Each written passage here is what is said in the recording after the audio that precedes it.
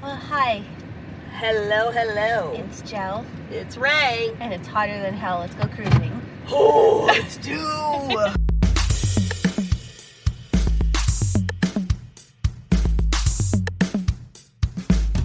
Because, wow. Yeah, it's going to smell like some bacon. Chicharrones. Like, every step I take, it's like... I'm all rosado over here, too. Oh, yeah. Girls, you understand. Oh, really, though. Sticky. Like that baby rash that you get, like when you're at... Like when we would go to Water World, I remember running around being little. That's like the little amusement, It's like in, water park, obviously. It's in Fluffy's stand-up. Oop, whoop, up, whoop. Hit the bump. We got seatbelts, we're fine. Anyway, Fluffy, he talks about being all rosado. Yeah, Gabriel Iglesias. Oh, he's so I funny. love him. Watch his stuff. It's so funny. I saw him at Pikes. I know I say that all the time. But yeah, I saw him at Pikes Peak. Oh, man, I would love to see him. Not at the mountain, at his theater.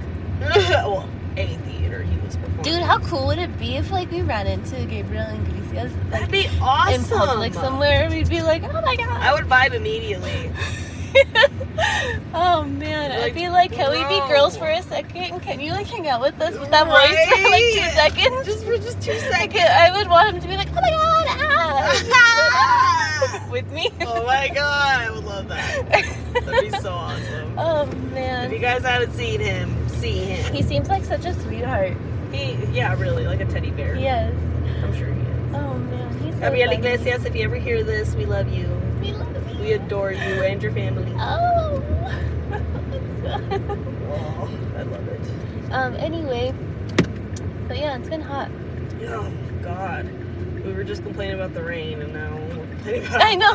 We're all bitching about the freaking rain coming, and it won't stop, and how it's been crying. And now we're like, it's now too we're like, hot.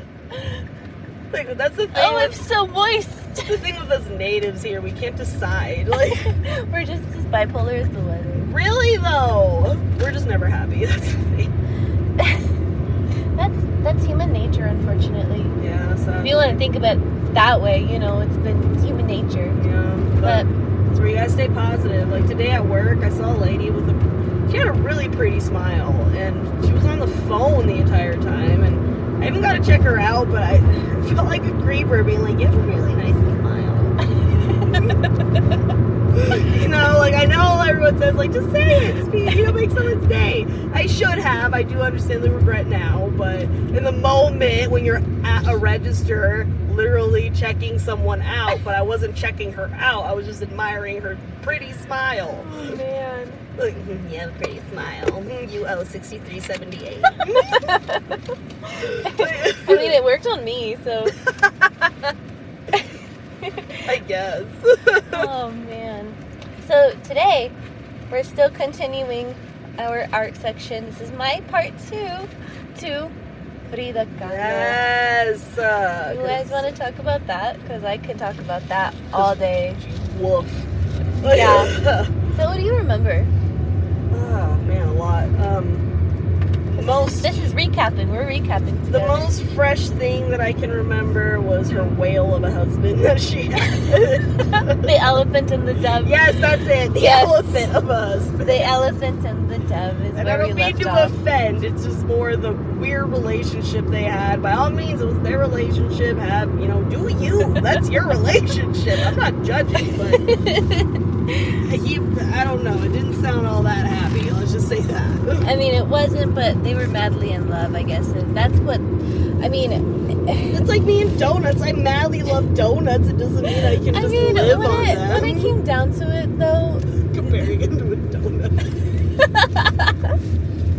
I'm sure a lot of people did. Frida even did a couple times. But, I mean, they loved each other, though. That's what, because when it comes down to it, all of the things that Diego said about her, like, letters and stuff, he loved her. Yeah. Very romantic. It's like why we have exes, some of us. Like, there was a reason we loved them, but fortunately, yes, they're not here. But we don't talk about that. Exactly. Don't talk about Bruno. No. Or Reagan or Nixon or, any of George Washington or whatever. Anyway, but yeah, that's where we left off. And if you remember, she had a really rough start, I guess if you want to call it that, with her accident that she endured when she was 18, and that left her with such major health problems for the rest of her life. Like, this girl was always in pain. Didn't I hear somewhere too that she had like an amputated leg or something? We'll get to that. She did. Oh, eventually, okay. But sorry to give that away. Spoiler alert! Thanks, Rachel. Sorry. But anyway, yeah, she had a really rough start. She was always sick from her accident, and she was born just kind of like a little sicky. She was a sicky baby, and she's just always been.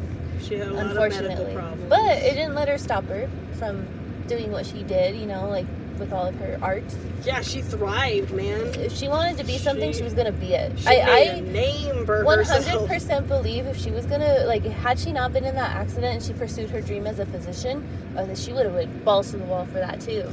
I mean, technically, well, maybe not technically. I mean, she still kind of could have, but at the end of the day, that's probably where she had the realization of that's not what I want to really do. Well, I want to paint. Like, I have a new love right now. I mean, being in a full body cast and in bed for 3 months will make you say that, I'm sure. Painting kind of saved her life. It made did. her do something. It did. Like, it gave her the motivation. She found that she was an artist. There you You go. know, like she discovered, like, oh, I'm good at this. And she knew it too. Remember, she would say even when with Diego, she knew she was the better one. And she straight up told him, like, sweetheart, that's cute. You're coloring. Well, to continue on from where we left off with the elephant and the dove. Between 1931 and like 1933, they lived in San Francisco together. And there is where he got a job to paint a mural. And Frida, during her stay in San Francisco, she met a Hungarian-American photographer named Nicholas Murray. Of course she did. And, you know, they got cozy, they got cutesy. And you said she's separated from Diego? No, they just got married. Oh, I remember. Yo, they just got married. Okay. Yeah. Jesus. Well, I did read somewhere too that when first got married, Diego already had like 2 affairs. Like, this is their relationship. They both slept with lots of other people. But they were that's where their relationship was very complicated. Because again, like separately on both sides, you can see they were very much in love, but at the same time they treated each other like crap for cheating on each other constantly. But they did it to each other. But it was almost like I don't want to say that it was a mutual thing because they were both affected by it, but I think it was more of a like, I'm gonna one up you. Because it was like it was an open relationship, but not an open relationship. Yeah, that's exactly what it was. Because they both knew about the affairs that they had, but at the same time, like, they were very devoted to each other. You know what I mean? I mean, I've never necessarily experienced that, but no, I do understand the feeling, I guess. Well, just that was their relationship, as complicated as it was. That's what it was. Like, I love you so much, I'm independent, though, and I want to do my own thing, but and at the same like, time, you're mine. Okay, you screwed this girl? Fine. Girl, come in my room. Sounds like their zodiacs just didn't match. Whatever it may be. I should see. When was she born? Remind us. Sorry, let me go back to my notes. Excuse me for the page flipping. She was born in July 13th, 1954. And then Diego was born December 8th, 1886. So what is that? So he would be a Sagittarius. That's a Sagittarius, yeah. And Frida would be... Why? No, I know what it is. It's I think it's Cancer. Is she Cancer? Okay, well, we would have to see if that Sorry, matches. we like this stuff. It's fun. Yeah, if you guys like it too, cool. We're not, like, professionals by any means. It's just something we're fascinated by. It's funny because, like, okay, I think she was a Cancer. Do those go together? No, I don't think so. Either way, they're like on opposite spectrums, Yeah. so I don't think they would have gotten along anyway. Either way, now we're just rambling. Yeah. But anyway, she started an affair with Nicholas Murray, the Hungarian-American photographer. Yeah. So that's what started there. She had an affair with this guy for a long time. I mean, I'm with a Hungarian-American, but I'm not having affairs with him. Like, he's my lover. That's all it is. He's my man. We're not doing anything. That's great. Like that. Like, anyway. with other people. Anyway, off topic. So they lived in San Francisco for a while, and then in the summer they came back to Mexico, and that was in 1933. And by this time, like, Frida was happy to be home, but Diego likes America. So he gets a lot of jobs out there. He got another job in the fall of that same year and to go to New York. So they had to move again, and Frida was like, okay, fine. She didn't like going to America. She didn't like America, huh? She didn't. She liked it, but she didn't like it. It's like, it's nothing against America. There was just certain things of the culture that She was always ready to go home, though. She wanted to go back home. Yeah, it's just like when you go on a vacation. Like, Yeah. you're enjoying the place, but then you're like, okay, it's time to go home. And so this spicy attitude that she had about, like, America was starting to come out. And so in New York, Diego got offered to come to the opening of the Museum of Modern Art. So it was this big old deal. She was in the circles of, like, elite artists, you know, whatever. Okay. And so by the press, they were very impressed with the fact that she spoke fluent English. And second of all, this is around the time where she said, and I quote, "Of course he does well for a little boy, but it is who I am, the big artist." Literally, again, they're like, little boy. And she's talking about Diego, mind you guys. She's talking about Diego. She's like, I know I'm better than him. Like, yeah, of course he got invited to this, but I'm the better artist. Like, okay, here, you did great with your finger paint. So, and she also was, like, very blunt about how she felt, you know, about America. So, like, a lot of aspects of America, like, society, she liked. But she regarded them as a colonist place. Like, we were all just colonists. And she found Americans to be very boring. Like, she just thought we were just droll idiots. And she traveled around America, so it wasn't like she was. And just plus, she was in place. Europe and everything. She went a lot of places. And she's obviously a smart lady. I'm not saying necessarily that what she's saying was right. I'm just saying she's not basing it off of just one stereotype of people. Yeah, like, so it was more so the circles that she was in, like some of the, like, okay, here, like, she wrote a quote, and I really liked this because it explained what she really thought. So she said, "Although I am very interested in all of the industrial and mechanical development of the U.S., I feel a bit of rage against all of the rich guys here. It's terrifying to see the rich having parties day and night while thousands and thousands of people are dying of hunger." So that's what bugged her the most about America, is the rich guys here. And how they kind of just, and she saw that. She was part of the circles, you know, like, she was a celebrity. Like, we're not rich, but we're guilty of spending money on things we probably shouldn't have, whether it be the... And coming from a poor country like Mexico, she probably saw it as such an insult, like, bastards. Like, you are over here partying and we're drinking, like, don't get me wrong, I like it. That's what I'm saying. You guys are assholes. Like, it's fun. Like, it's great, have fun. But, like, she's probably seeing these guys spending hundreds of thousands on a boat when they could be donating. So either way, like, she was just, like, whatever with America. She just came because Diego would always get invited. And at some point, Diego and Frida lived in Detroit. And there, he was asked to paint a mural there. And that's when they were trying to have kids. Ooh. And were they? She had several complications by a pregnancy. I'm sure. Again, the accident. You guys, if you didn't listen to part 1, why are you listening to part 2 right away, for one? But then, again, listen to part 1. And if you don't remember, then re-listen to Her it. uterus got impaled. Go listen to that. It hurts so again. Because of that, she can't have kids. So she had several like complications with that. God. She wanted to have kids though, and that's what sucked. She wanted them, but her body couldn't handle it. She had 2 abortions and a 1 miscarried baby in July, and that caused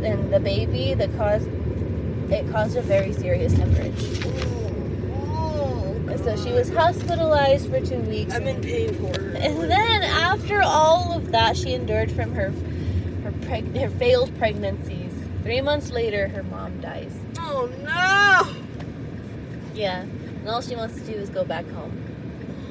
Oh. So all she wants to do is go home at this point. But Diego's not done with it. She stays with Diego until the mural's done, but he says we can go back home. He didn't want to go back home though.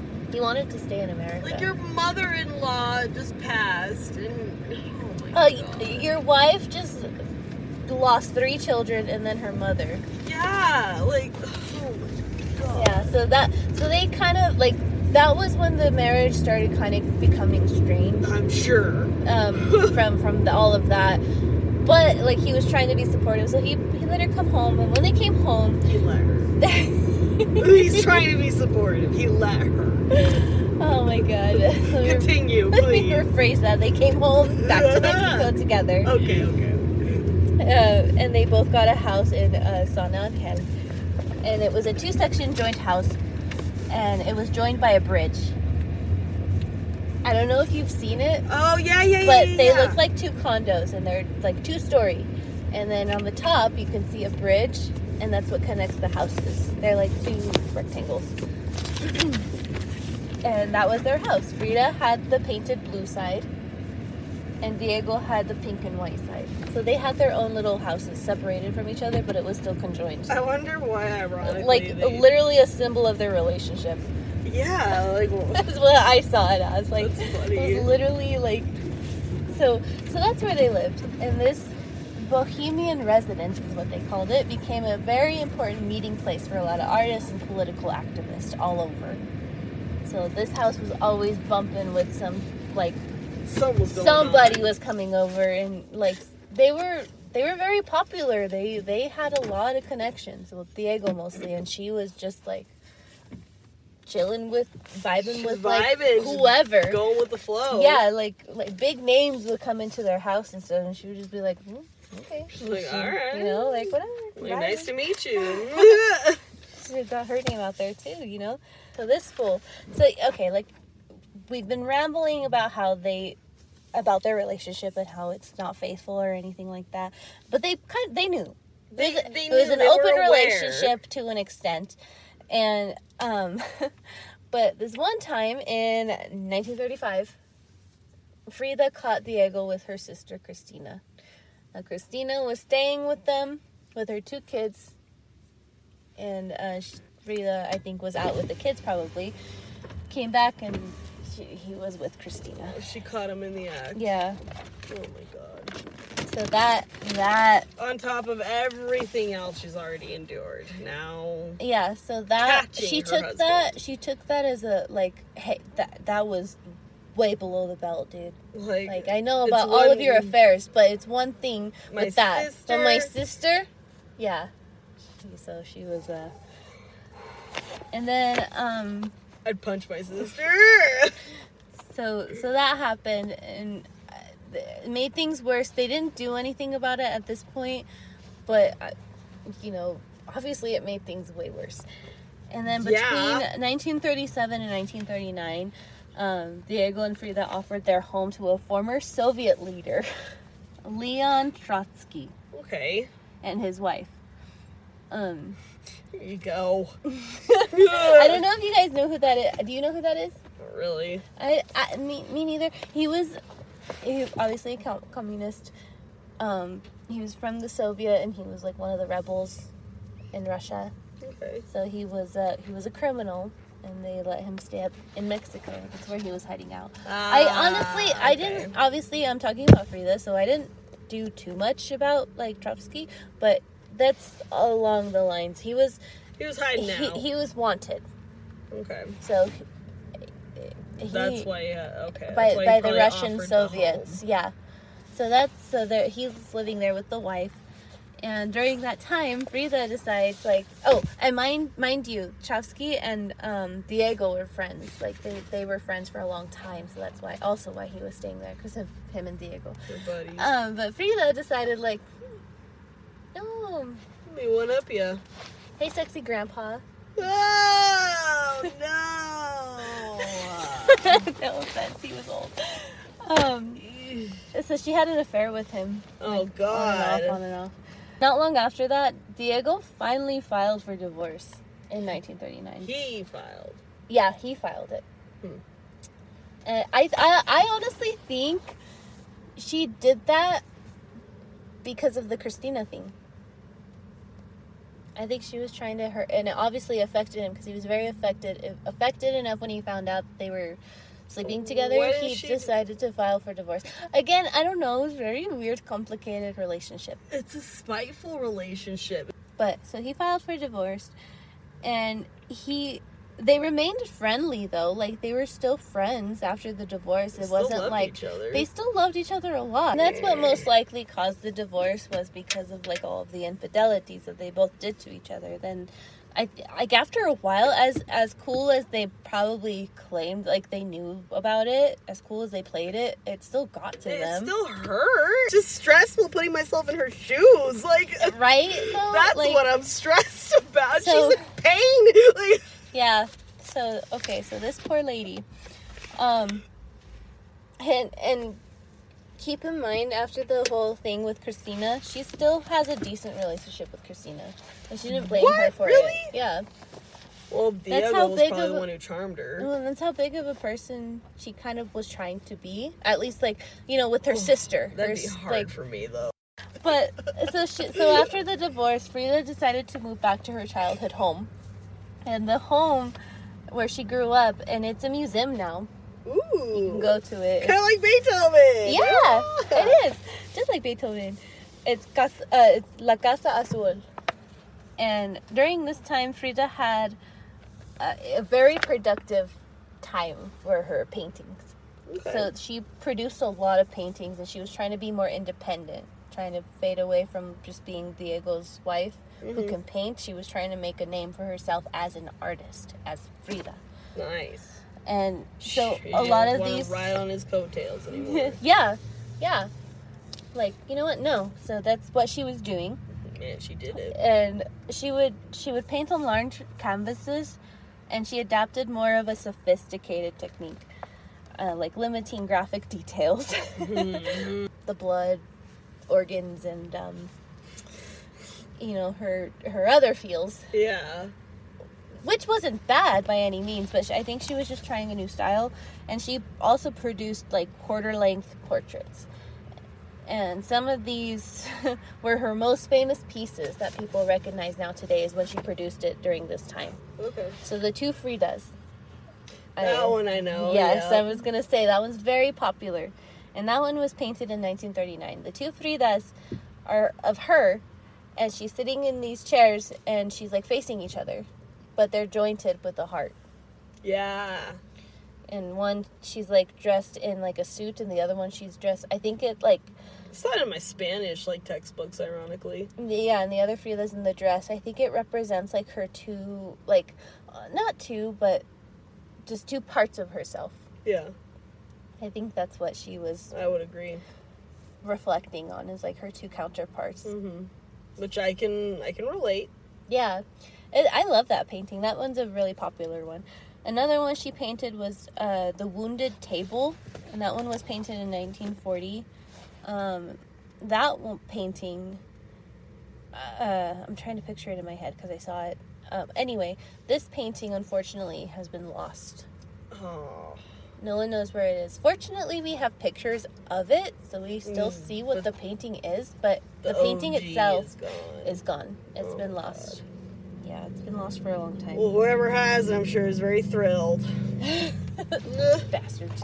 Anyway, and then another one is self-portrait with thorn necklace, and Hummingbird. So this one is another popular one. I'm sure you've seen it. It's her from like shoulder length up, and she has a monkey on her shoulder and a parrot, and then there's like it looks like roots that's over her chest, and it's a necklace. Oh.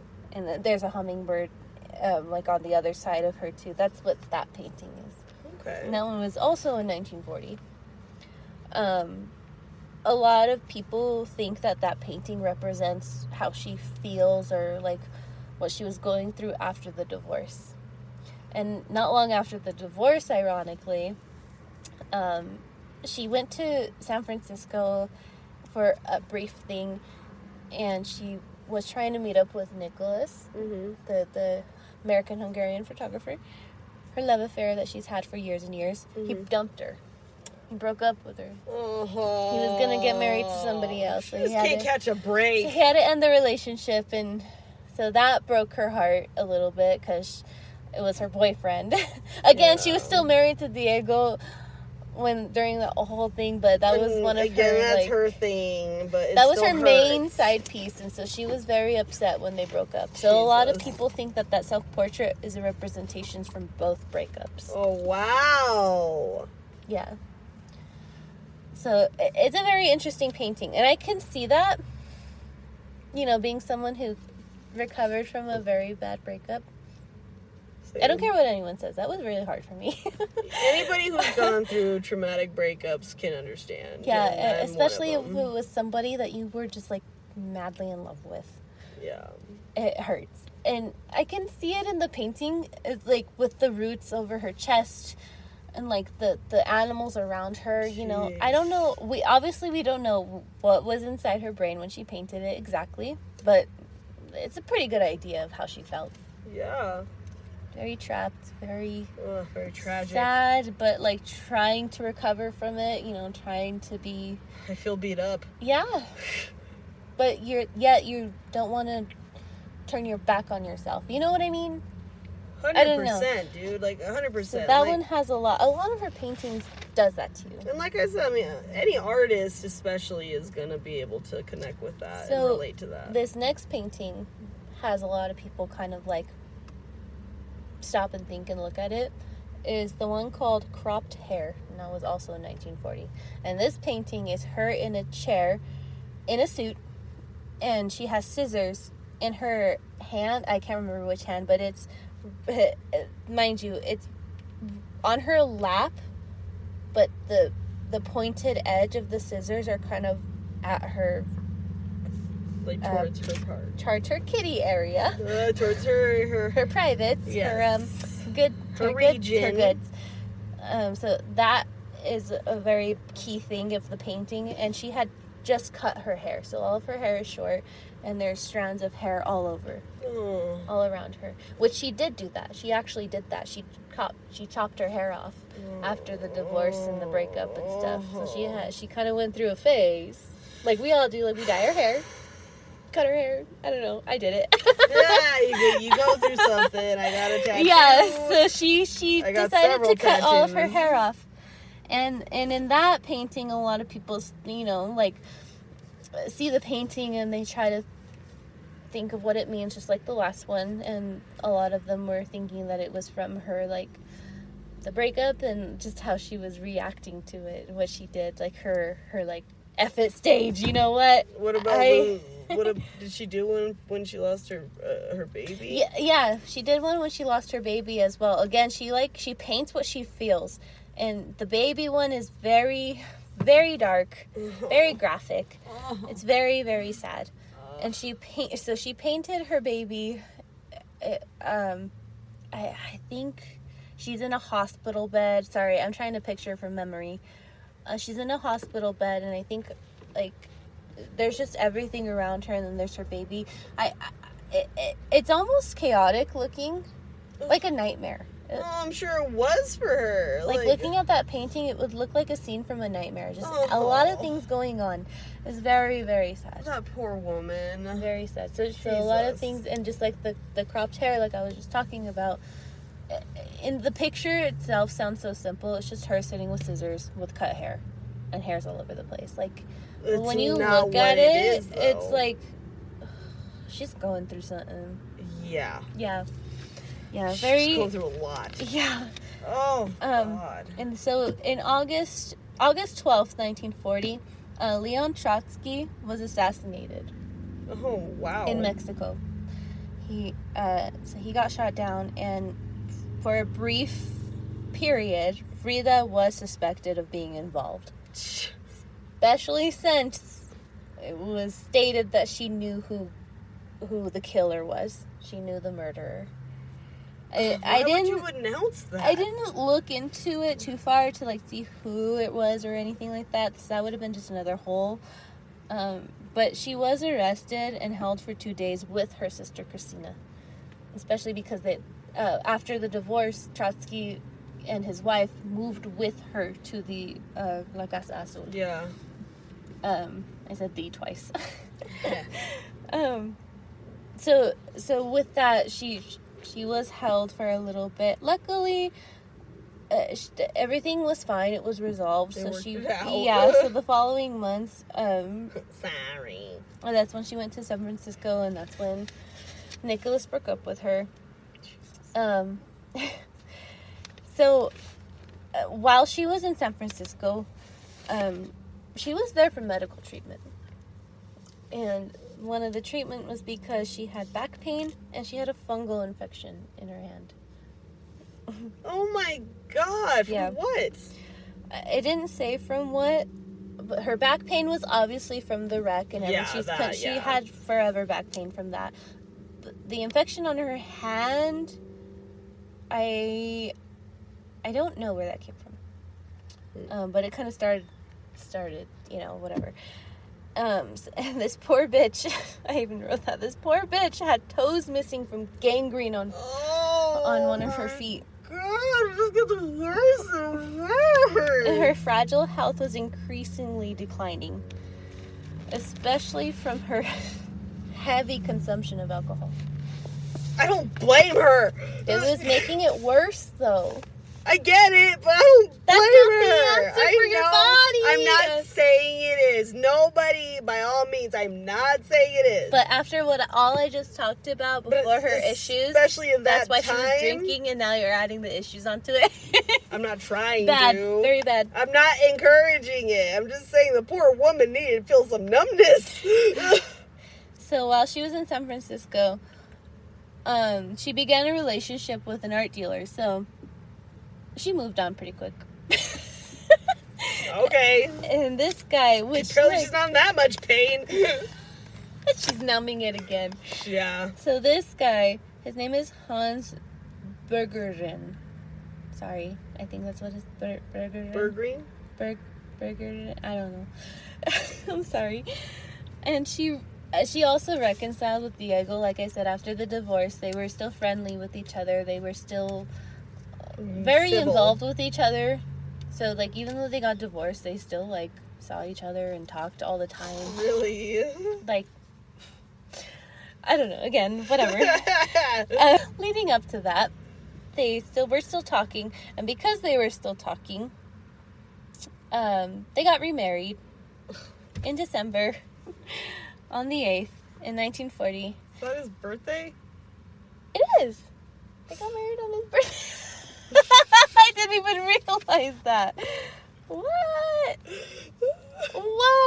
Wow, I didn't even realize that. It's one of my aunt's birthdays. So Damn. that's the only reason I knew. And by all means, I didn't even know this guy until anyway, luckily the relationship was less turbulent. So, at least for the last 5 years of it. So they kind of came to an agreement, and they still had affairs. That didn't stop, but they kind of, I feel like they kind of came to the agreement with the open relationship thing. Cue eye roll. I know. It's okay.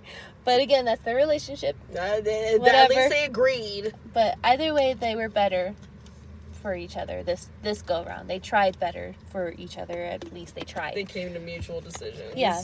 Again, they still had affairs with a lot of people. But again, that was part of the mutual decision. Yeah. Like, it sounds like, anyway. Which, supposedly, she had an affair with Josephine Baker. You know who that is? Come on, you know who that is. Come on! Remind me. Okay, so she was like a flapper dress dancer of like the 30s and 40s. And she was a black woman. She was the first black French woman. And she was like just an icon during the time. Okay. And she was just really sexy, and she did the dance it girl. and stuff. Yeah, she was the it girl of the time. And supposedly Frida had an affair with her at some point, briefly, when she was in Europe. You know, casually. Yeah, like, oh, I'm just gonna hook up with this really hot model / dancer / like mini celebrity. It's okay. It's cool. Anyway, so despite the medical treatment, she's continuously, a trigger warning, this is gonna probably make you feel pain or uncomfortable. Oh, great. So she continuously still had spinal problems, which confined her, it confined her to a steel leather plaster. So she had to wear like supportive corsets all the time. Oh.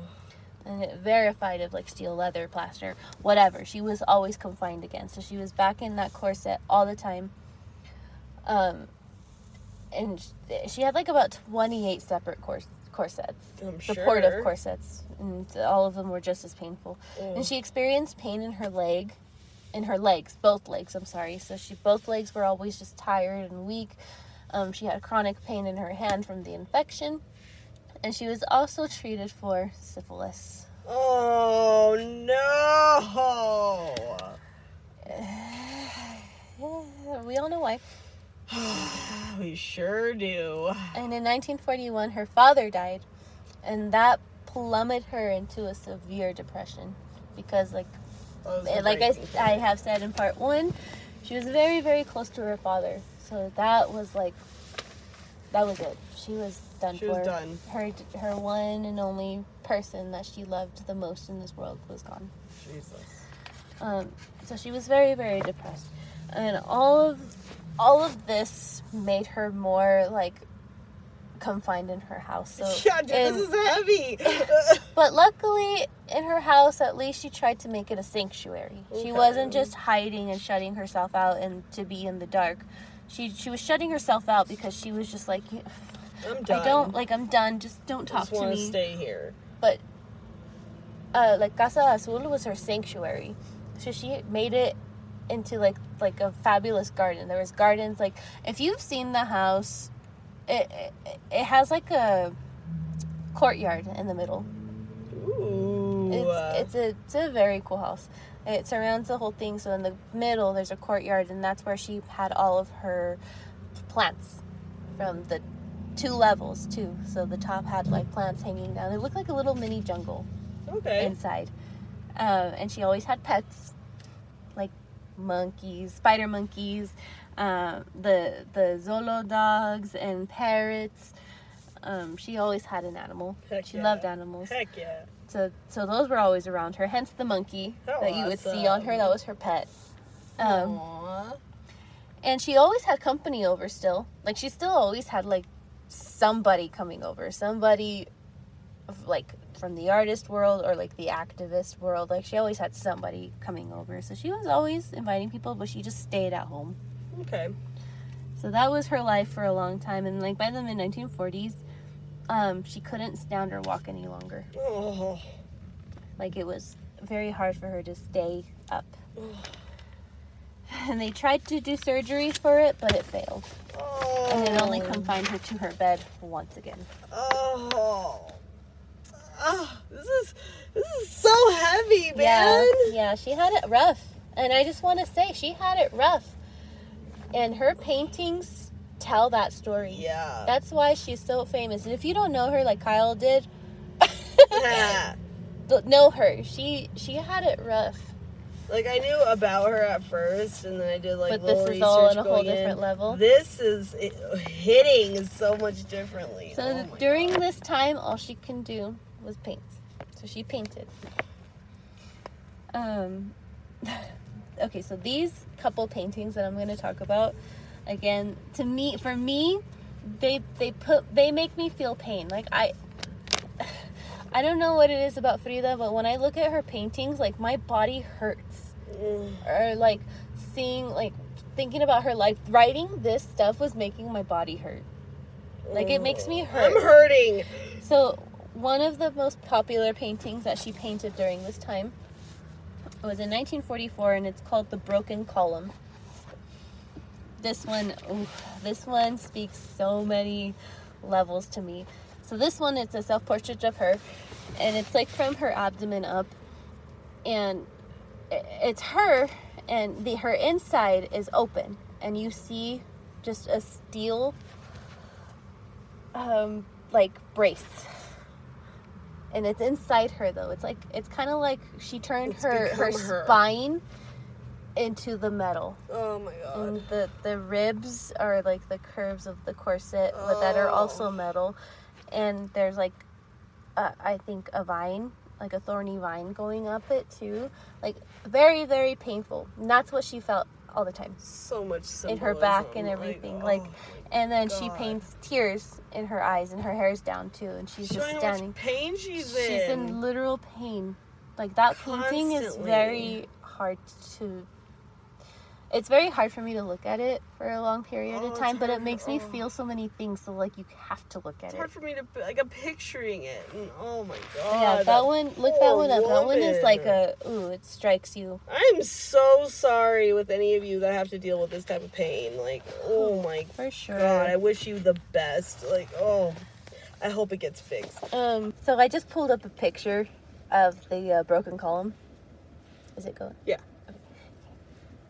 Look at that. Oh my god. Sorry, you guys can't see it, but look at that. Look it up.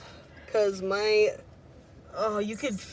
the pain is radiating. Like I said, it like makes, for me, it makes my body hurt when I look at that. And then the other one. I was good, now I'm back at hurting. I know, I'm sorry. It's okay. It's her. The poor thing. Right?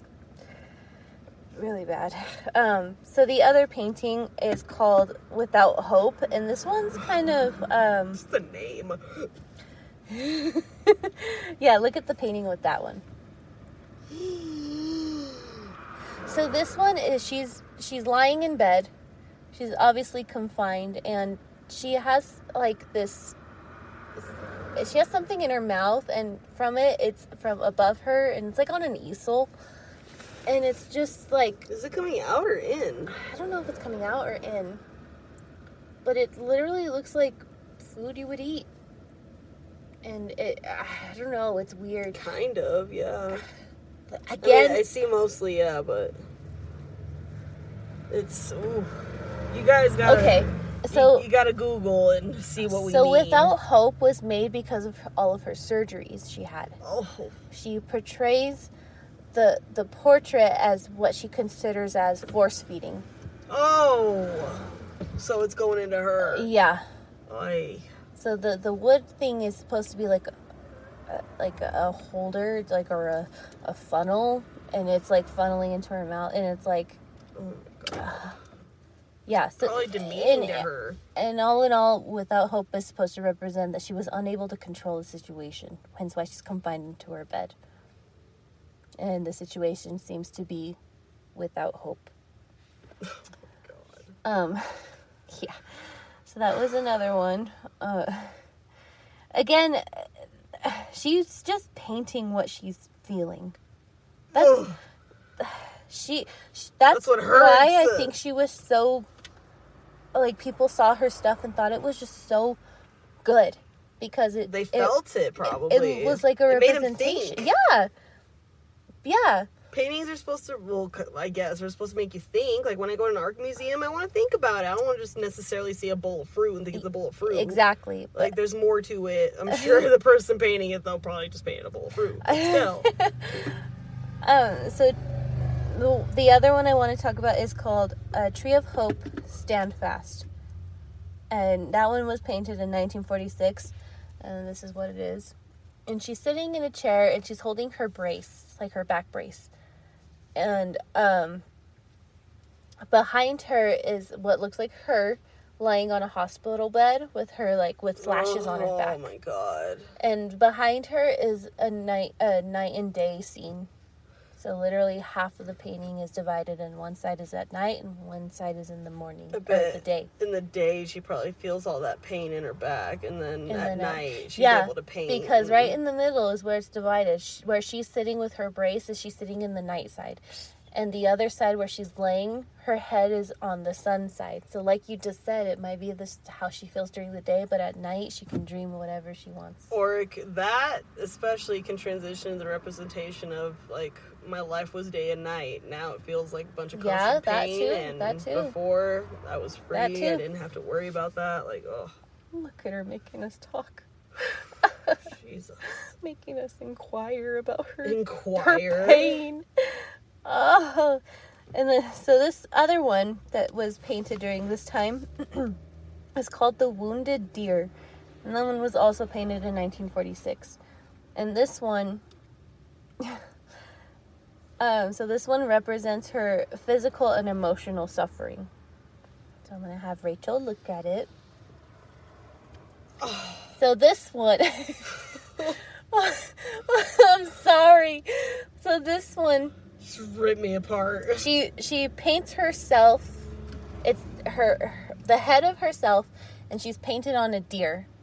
So like she's a deer, just her head's her face. Is the deer, and she has antlers coming out of her head, and there's arrows all around her chest, like 3 on her chest and 1 on her down the spine. Look they're down the spine of the deer. Yeah, yes, that's her true. back. And her heart's hurting. Mm-hmm. Oh. Yeah, so it's her physical and emotional suffering. Again, at first glance, when you look at this picture, it's very odd. It's very weird. At first, you're like, what the heck? Especially if you don't know what the meaning of it is either. It's like, what the hell is that? Like, that's why a lot of kids that go to, like, art museum field trips and stuff, they dread it because they don't know what they're looking at. Like... Yeah. Honestly. Because I never really thought of it that way, but yeah. I remember going on art museum as a kid, and it wasn't, like, the most fun thing. I just like going on a field trip. But now as an adult... looking at this, as a kid, I would have thought, like, oh, that's weird. Yeah, when I went with Roland last year when I told you to go with Kyle, I looked at almost each painting. Kyle, you never took me? Each painting, each artifact, like... I spent more time in there, let's just say that. Yeah. By choice. Yeah. If you appreciate art the way we do, you'll look at these and you'll just be like, God damn. Probably get emotional, because I almost am, dude. Like, it's very emotional. A lot of her stuff is very emotional. Oh, since I'm looking up the pictures, I will pull up the one about, after her miscarry. Oh, she has, like, I don't know the exact number, but she's over hundreds of paintings. Well, like, she was bedridden for months. Yeah. Luckily, there's a lot, like, that we can see. You know, like how we said with, like, Beethoven and stuff like that, it's hard for artists to have their work be preserved for so long. So, here's one from the miscarry. Oh, my God. And she's lying on a bed. And there's blood. She's naked. She just had the baby. And there's blood stains. Oh my God. She, like after labor, birth, and there's 6 red, like veins, I would call it, connecting to 6 different things. And they're coming out of her stomach into, like, the air and stuff. Of her womb, yes. And one of them is her baby, and that's in the middle. And it's of the baby. Stillborn. The other one I think are her like they're her organs. Like the pelvis. That's like, what is that? Is that one of her? That's probably an organ. Yeah. It looks like a snail, or is it a snail? It's a snail. It's a snail, right? That one looks like an organ though. Like that looks like a what do you call it? And then like something you would see in a medical office. Either way, it's a representation of, like, what's going on in her freaking body, her womb, everything. Like, just the agony she feels inside. Even this, I wonder what the cities in the background represent. Like, if that's America and that's Mexico. That's what I would think. Wow. Because that's what it looks like. Yeah. So anyway, that was a couple paintings. I know, again, sorry. I'll post these. I will post these so you can look at you can look them up on our Instagram. Yes, you can. Anyway, so August 1953 rolls around. And this is where, like Rachel brought up earlier, this is when she gets her leg amputated. It was her right leg. And it was from gangrene. And during this time, Diego began yet another affair. Which, after that affair, I don't, like, being in that weak state of mind of just being so done. After Diego had another yet affair, she was trying to commit suicide. Oh my God. By overdose. And this is what she wrote in her diary in February of 1954. Quote, "They amputated my leg 6 months ago, and they have given me centuries of torture, and at moments I almost lost my reason. I keep on wanting to kill myself. Diego is what keeps me from it, though my vain idea that he would miss me. But never in my life I have suffered more. I will wait a while." Sorry, I stumbled. But that's what she said. I'm sure she stumbled too. In her last days, she had been bombarded with bronchopneumonia. Type of pneumonia. Sorry, I can't really say it. Yeah. But she had pneumonia. During that time, there was a party going on for Diego. Not for Diego, but Diego was going to make an appearance at. And this was for the CIA invasion of Guatemala. And so, again, the political activist thing in 1954. And she was going to go with him, but because she's, like, so sick and confined to her bed, she wasn't going to go. But this lady still went. Oh, my God. She still went. You want to know how? They took the whole bed. They carried her in. They took like the whole bed. She was the queen to the end, and she still came. Like, hey, bitches, I'm give me here. a tequila shot. I'm here. Heck yeah. She went on her bed. Heck yeah. So she still went. Like, oh, I'm gonna go. So, unfortunately, Frida knew death was coming. Like, this was coming to her end. And during that, she would write more in her diary, and she would draw in her diary. So she drew a lot more skeletons and angels in her diary towards the end. And the last drawing was of a black angel, which has been encrypted or been seen as, like, the angel of death. Yeah. That's what people are looking at. Like, this had to have been the angel of death. Mm-hmm. And, again, being in extreme pain and just being so fed up, a lot of people thought she was, like, trying to kill herself, which I don't know if she was, but how she died was raised some questions. So when she died, it was 6 a.m. on July 13th. Wow. Her nurse found her dead at 47 years old. And so the official cause of death was a pulmonary embolism, which is like a blockage of an artery in the lung. Pulmonary embolism? Pulmonary embolism, thank you. I'm sorry. But there was no autopsy performed, so that was just written. So, again, I don't know, but there was no autopsy performed. Why? But that's what they said what killed her was the blockage.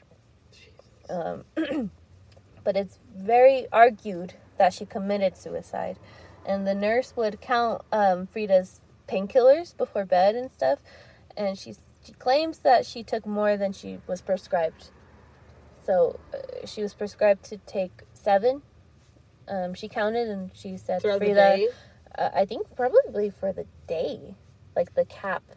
I don't know. That's what I'm saying, though. Like, throughout the day, like, maybe 4 I don't in the know. morning, 3 at night or something. I would think so for the day. Mm-hmm.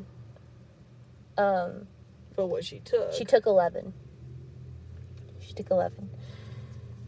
And she also gave Diego an anniversary present early. Like, months before. She knew. Or she did it. Either she knew she was going to naturally go and she just knew, or she did it herself. Now, when the nurse, I'm going into investigation mode here. When the nurse noticed, was that just the one time she noticed, or did she notice this frequently? I don't know. I didn't look into it that far. Because I'm wondering if she, like, but it played was with before, it. like, she has tried, like, after the affair she found out with Diego, she tried. She has tried before. That's why I'm like, did she continuously take some, and finally one night it took? I don't know. Either way. I honestly don't know. Either way. Like, maybe, because it was said that she had tried. But she was in a ton of pain. Hence why the nurse had to count, like, each morning and at night. But, I mean, though, she was in a ton of pain. At the same time, her body finally just... Yeah, but prescribed, the nurse isn't going to give you more. I'm not saying with the painkillers. I'm saying separately, if she had gone naturally. I'm not trying to argue. I thought you were arguing with me. No, I'm not saying, like, well, she needed it. No, I'm saying, like, yeah, she was in pain enough that she just wanted to do it. No, I'm saying on the other spectrum of it, her body was in so much pain that finally it just exhausted itself. I mean, it could have. I don't know. And that's why it's just speculated and people argue. Some people really believe that she did it. She took her own life, and the other people think that it was just because of all of the shit that her body was enduring. Oh, God. It literally could have been either. Take care of yourself, guys, because we've seen people start shutting down, like, physically when they're so stressed out. Yeah. It's so sad. And she had it hard. So, like I said, it could have been... She knew it was coming, regardless. She knew she was gonna die, regardless. And she gave him... So she gave Diego an anniversary present, and this is what Diego stated about Frida's death. And this is, quote, "This was the most tragic day of my life." He died 3 years later. I mean, he did still love her. He loved her very much. And today, so Frida's ashes are displayed at La Casa Azul. Aww. Which is a museum, like I said before. It became a museum in 1958. Okay. So not too long after she died. You can go to the house, and it's kind of as how she left it. It's what it looks like to me, at least. As it should be. It still has, like, all the plants in the middle and everything, and you can go see some artwork there. So this, with the Black Angel that I mentioned just a moment ago, in her last entry, with the picture of the Black Angel that she drew, she wrote, quote, "I joyfully await the exit, and I hope never to return." That was it? Yep, that was it. That was her last diary entry. Oh my God. That was the last thing she wrote. "Espero alegre la salida. Y espero no volvería más."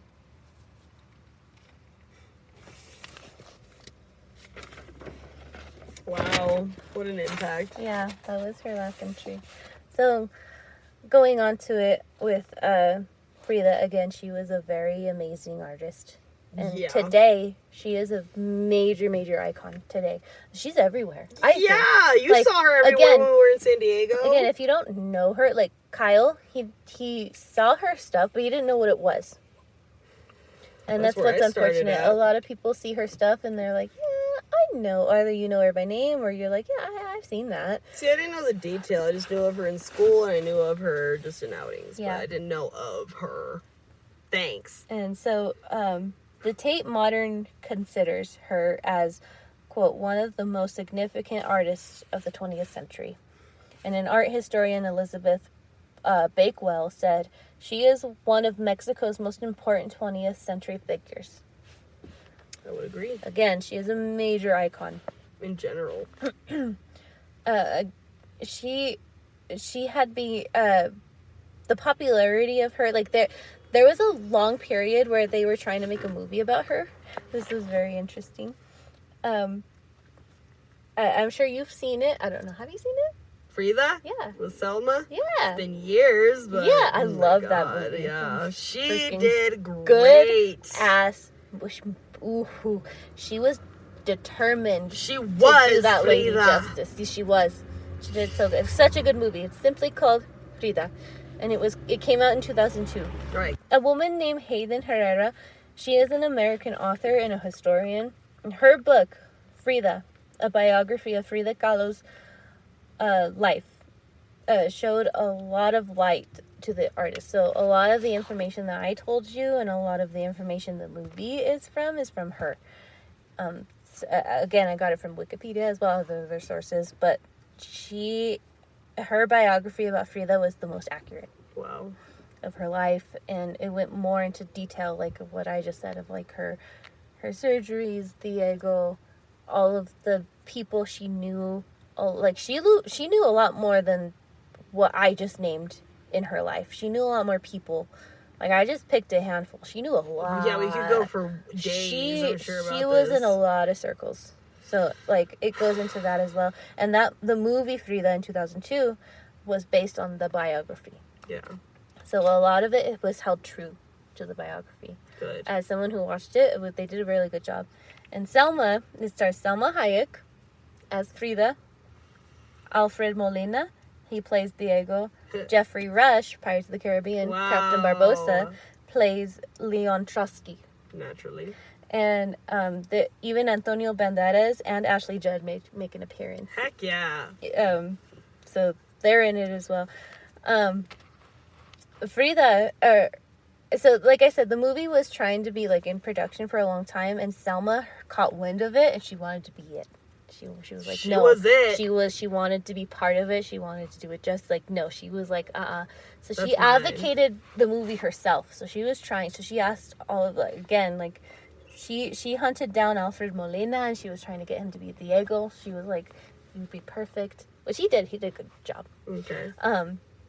She was trying really hard. And it's funny, I don't think I wrote it down. Damn it, I didn't. But when it was first in development, who they were trying to pick for Frida was like Michelle Pfeiffer. Oh my god. I think. Not that she's bad. I love Michelle. Like, for Frida. Meryl Streep. Yeah, and I can't remember who else, but it was not a Latina. So I'm really glad Selma got it. Yeah, me too. And this is a quote from Selma about the work. So she says, quote, I feel like getting Gary Busey to play Michael Jackson. Okay, I'm sorry. Quote. Anyway, Selma wasn't very interested in Frida's artwork, but she was an immediate fan. So, quote, At that age, I did not like her work. I found it very ugly and grotesque, but something intrigued me, and the more I learned about her, I appreciated her work. There was a lot of passion and depth. Some people only see pain, but I also see irony and humor. I think what draws me to her is what Diego saw in her. She was a fighter. Many things could have diminished her spirit, but like the accident, like Diego's infidelities, but she wasn't crushed by anything. Wow. That was Salma Hayek. Spot on, man. Yeah. So yeah, that's all I gotta say about that. Wow, Frida Kahlo, man. Frida freaking Kahlo. Oh my god. What an amazing lady. That was so much, but it was worth it, and it was only the tip. I'm sorry I made your body hurt. Oh yeah. Oh yeah. Yeah. So In many ways. Go watch Frida. I need to make Kyle watch the movie. The movie makes me hurt, though. Like, watching it makes me feel listening emotional to it and hurt. just like, oh, it makes me hurt.